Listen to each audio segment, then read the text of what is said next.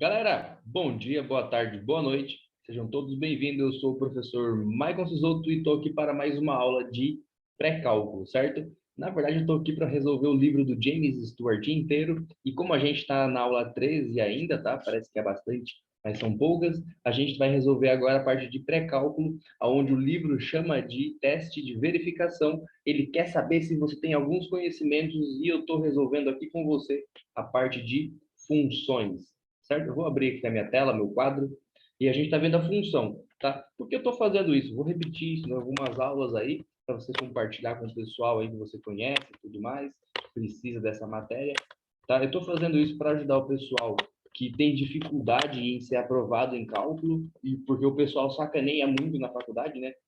Quem é mais veterano fica sacaneando os calouros, quando na verdade não tem muita mágica para ser aprovado em cálculo assim.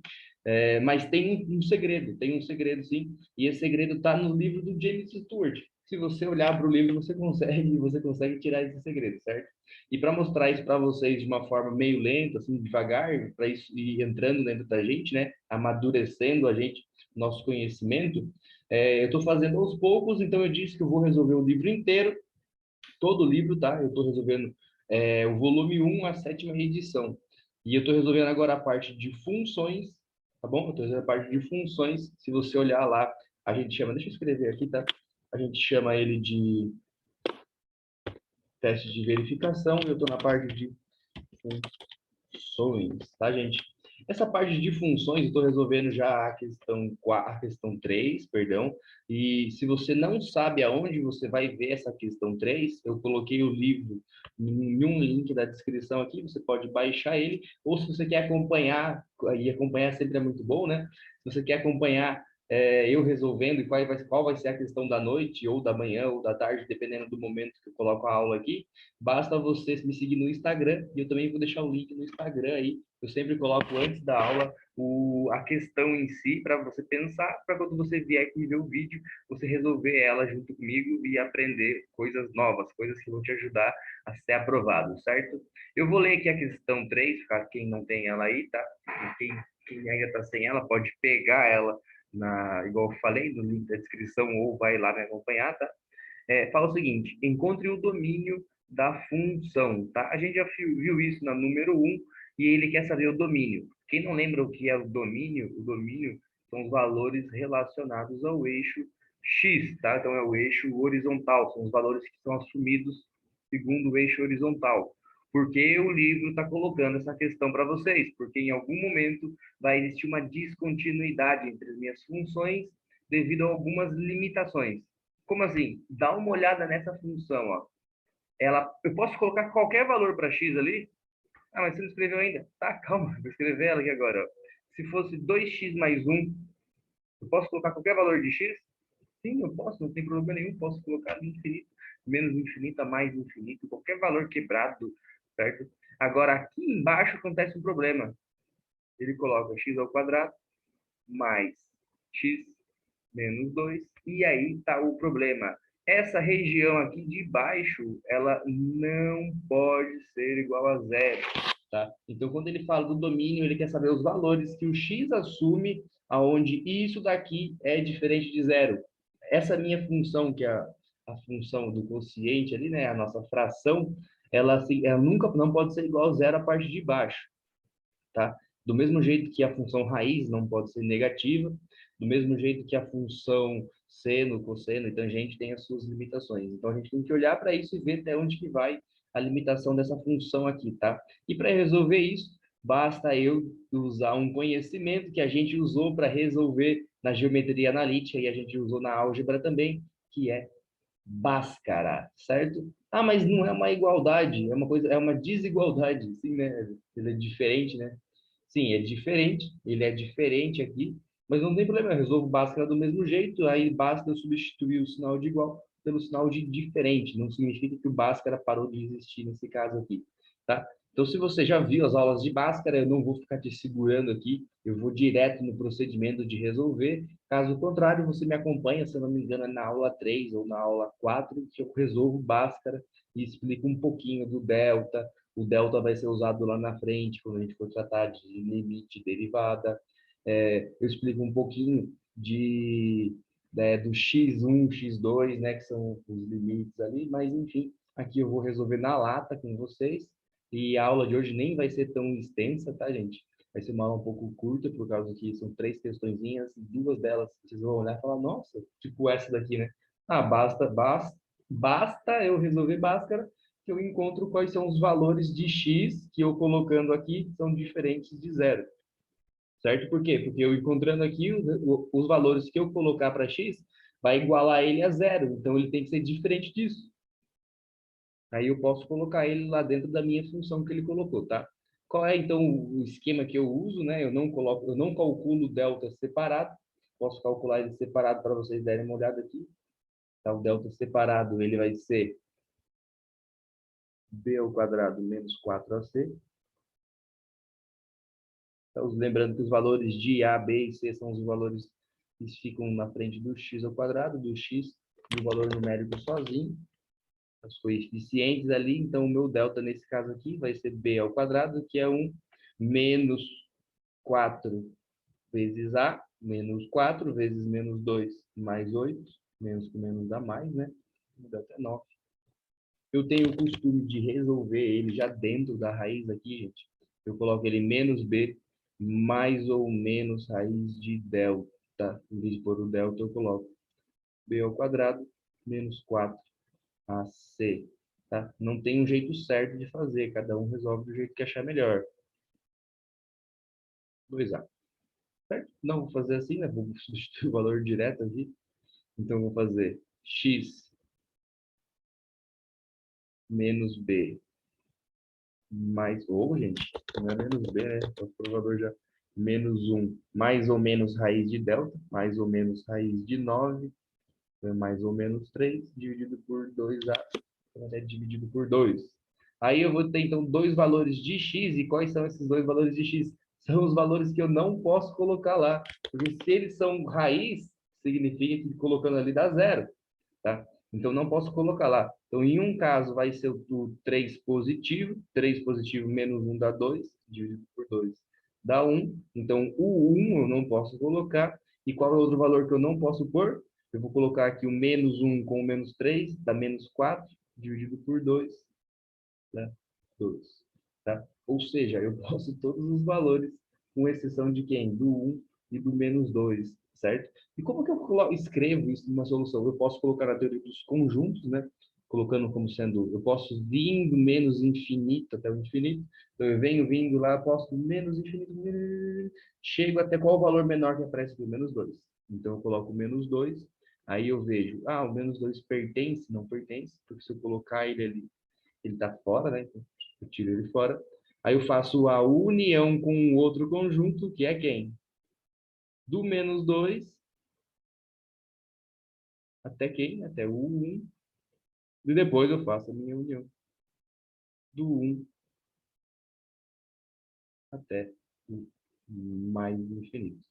Aqui eu vou responder todas as alternativas aqui para a gente, todas as questões, né? A, A, B e a letra C. Eu vou responder todas elas nesse formato aqui, porque é esse formato que o livro colocou, mas eu poderia colocar, né?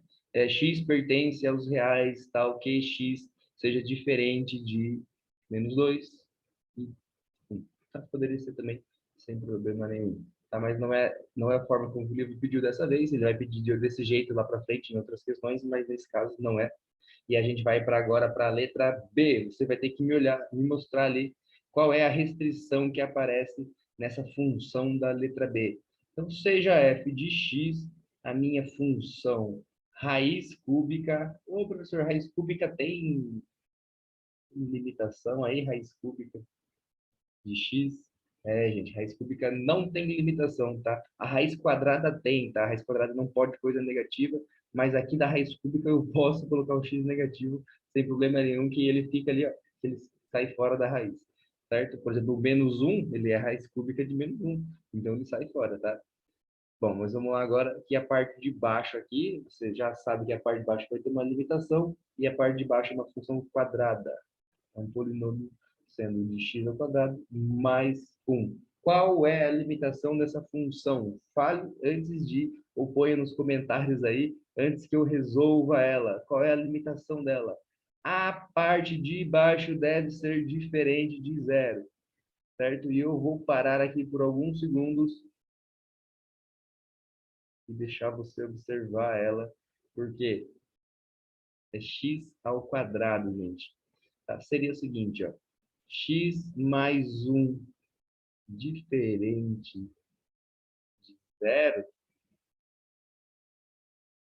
só tem não tem nenhum lugar em que isso daqui vai dar zero, tá? Preste bem atenção nisso. Por quê? Eu vou colocar aqui x ao quadrado, vou deixar aqui diferente de 1, então significa que meu x ele tem que ser diferente de quem? De mais ou menos 1, certo? Não, claro que não. Aqui o sinal está positivo, gente. Então, quando eu olhei para cá, ele vem negativo. Aí eu vou tirar uma raiz de um número negativo. A gente ainda não está fazendo isso, certo? Então, significa o quê? Significa que qualquer valor que eu coloque no x, ele vai dar sempre positivo. E x ao quadrado mais 1 é sempre positivo. Então, ele não vai ter nem valores negativos e não vai nem passar pelo zero. Tá? Ele seria é como se fosse uma função que partiria do 1 e só iria aumentando com valores positivos, então, tá? Então, eu posso colocar que essa minha função tem domínio em todos os reais, né? Usando, então, a notação reais, ou eu vou usar, ou eu posso usar, poderia e posso usar, sendo que a minha função pertence, então, de menos infinito até mais infinito, gente. Beleza? Super tranquilo. Eu respondo tudo. Estou colocando ali pertence aos reais. Tá? Dá uma olhadinha nessa função. Pode ser que ela caia na sua graduação várias vezes, tá? Só tem que tomar cuidado com a parte de cima aqui, tá bom? Por que com a parte de cima tem que tomar cuidado? Deixa eu colocar a letra C para a gente comparar. A letra C, ela é um f de x, e esse meu f de x é uma raiz. E ela é uma raiz quadrada. Dentro da raiz quadrada, eu não posso ter valores negativos, tá bom? Ainda. Depois, quando a gente chegar no cálculo 4, vai ficar lindo isso, cara. Vai aparecer um plano imaginário, mas não é o momento agora. Não é o momento agora. Agora, ele não pode ser negativo, tá? Quem não pode ser negativo? A minha raiz quadrada. E aqui na C, ele coloca a diferença entre duas raízes quadradas. Ah, é só eu fazer o valor diferente de zero. Não, é só você fazer o valor sempre maior do que zero. Maior ou igual a zero, né? Raiz de zero posso ter sim, tá? Só deixa eu colocar aqui o meu polinômio dentro da minha raiz. O meu primeiro polinômio é 4 menos x. 4 menos x. E o meu segundo polinômio, ele é x ao quadrado menos 1. Eu vou parar mais um pouquinho aqui para você dar uma observada. Pronto, observou? Qual é o valor que tem a restrição? Os dois têm restrições aqui, tá? Por exemplo, dentro aqui da minha primeira raiz, todos esses valores têm que ser maior do que zero, do mesmo jeito que da minha outra raiz, todos os valores ali têm que ser maior do que zero. Ah, mas aí eu vou começar por qual? Tanto faz, os dois vão dar restrições, então você tem que se ligar. Tá? Então eu vou colocar 1, vou colocar aqui 2, mas não precisaria disso. Tá? Basta você resolver os dois, porque os dois estão restritos ali. Ah, mas no primeiro aqui apareceu um valor, aí o x, vamos resolver ela. O x, a gente vai ver ali, ó, 4 menos x tem que ser sempre maior ou igual a zero. Aí, resolvendo isso, coloca o x ali, maior ou igual. 4 tem que ser maior ou igual a x, ou, se eu inverter isso, tá? Se eu inverter isso, significa que meu x tem que ser sempre menor do que 4. E aí já está a minha primeira restrição. No outro ali vai aparecer, o x pode ser 1000. Pode ser 1000 na outra, mas só que aqui ele está me dizendo que não pode ser 1000. Por quê? Porque não pode ser maior do que 4. Já é a minha primeira restrição. Eu vou colocar, então, de 4 uma das restrições. Qual é a segunda restrição que aparece ali? A segunda restrição que aparece ali é o x ao quadrado menos 1. Tá? Então, vou resolver ele também de modo semelhante. E ele é até um pouquinho mais rápido, só que ele tem uma coisinha complicada aqui, que é o negativo, diferente daquela da letra B. Ele tem um negativo acompanhando o x ao quadrado. Ou seja, agora eu tenho que comparar ali, porque ele pode sim ter valores negativos. Aonde ele pode ter valores negativos? Dá uma olhada aqui, ó. Tudo isso de dentro da raiz, dessa minha segunda raiz, ela tem que ser maior ou igual a zero. Então, o meu x ao quadrado tem que ser maior ou igual a 1. Gente, olha o que eu vou fazer aqui agora. O meu x, ele tem que ser maior ou igual a mais ou menos 1, certo? Não. Ele vai ser maior. Para o 1, ele vai ser maior, mas para o menos 1, eu vou precisar inverter ele. Então, ele vai ter... Essa é a consequência da minha inigualdade, da minha desigualdade aqui, tá?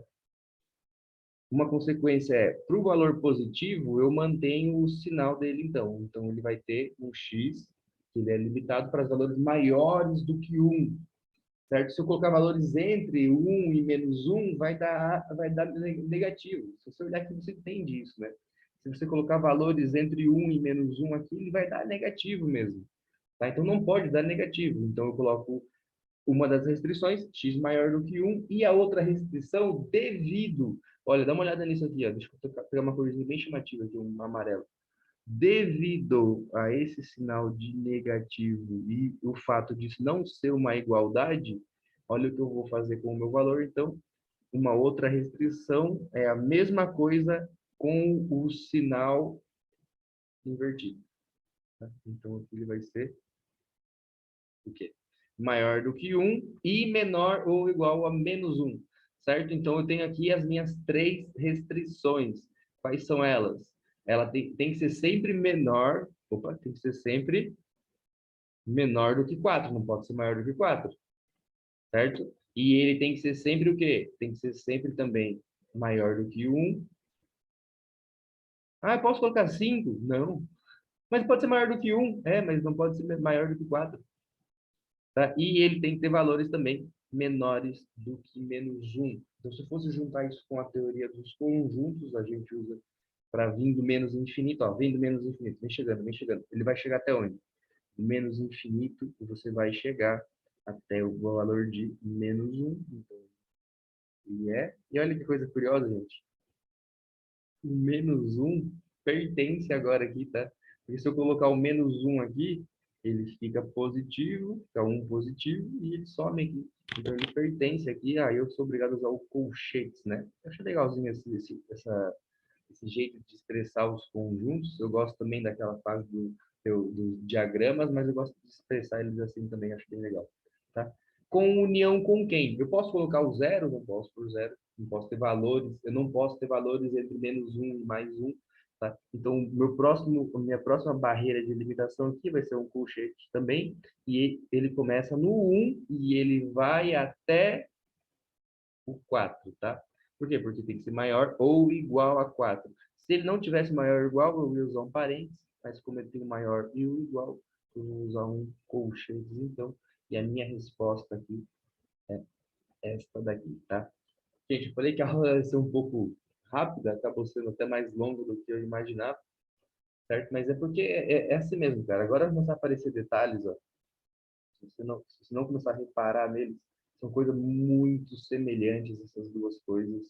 E aonde vai te cobrar isso? Na tua prova, porque na tua prova você está estressado, você está com raiva, você está você tá angustiado, está cansado de ter estudado aquele tempão. Né? Daí na tua prova ele vai acabar te sacaneando, certo? Aqui não é para te sacanear, aqui é para entrar na sua cabeça e você entender que tem diferenças e você não ter esse medo, esse receio na hora da sua avaliação, cara. Tá bom? Mas enfim, tá, eu estou matando a aula aqui, terminando ela aqui. Amanhã eu vou voltar e vou resolver a questão 4, também uma questão de funções. Tá? A questão de funções ainda vai um pouquinho longe aí, e para a gente entrar logo em continuidade de cálculo. E, pessoal, aqui só fica o seguinte: gostaram? Curte aí, se gostaram, curte mesmo. Fala assim, curti bastante mesmo, porque daí eu venho e trago mais aulas desse jeito. Se vocês não estiverem curtindo também, escreve no comentário o que eu posso fazer para melhorar. Beleza? Gostei muito de estar com vocês aqui. Aquele abraço e até a próxima. Tchau, tchau.